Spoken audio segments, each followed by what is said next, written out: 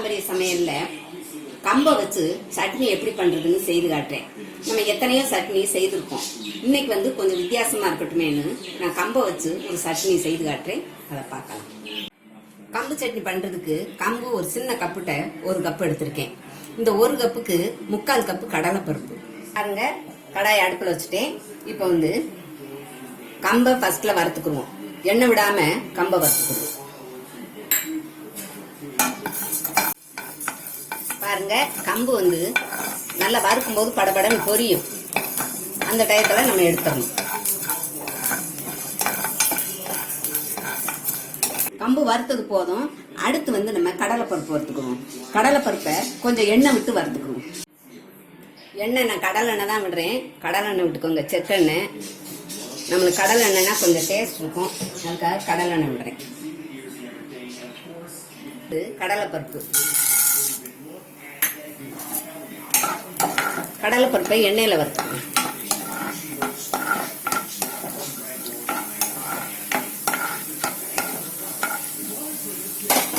அதுக்கப்புறம் சின்ன வெங்காயம் ஒரு 50 வெங்காயம்,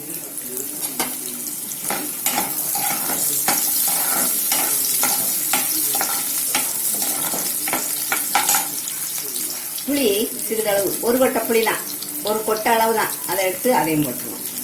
இஞ்சி ஒரு சின்ன துண்டு,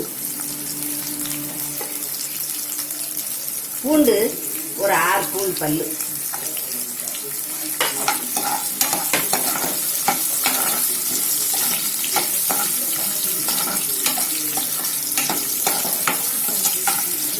தேங்காய் சில்லு ஒரு சின்ன சில்லு எடுத்து அதை கட் பண்ணி வச்சுருக்கேன், அதையும் போட்டு.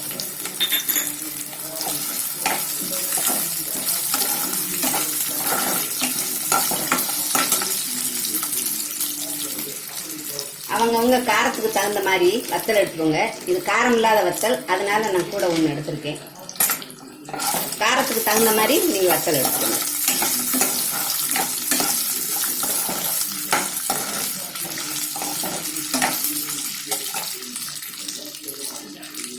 கருவேப்பிலை அளவு, அது கூடவே மல்லி இலை சிறிதளவு,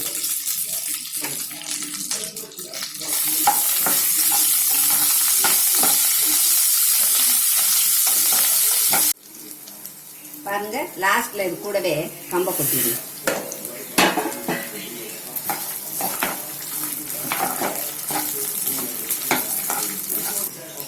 கல் உப்பு சிறிதளவு, சுவைக்கு தகுந்த மாதிரி கல் உப்பு சேர்த்துக்கோங்க.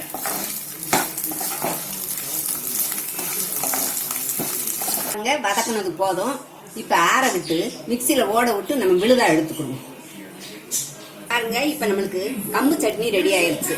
இப்ப தாளிச்சு கொட்டிடுவோம். எண்ணெய் சூடாயிடுச்சு. கடுகு சிறிதளவு கருவேப்பிலை போட்டுக்கணும்.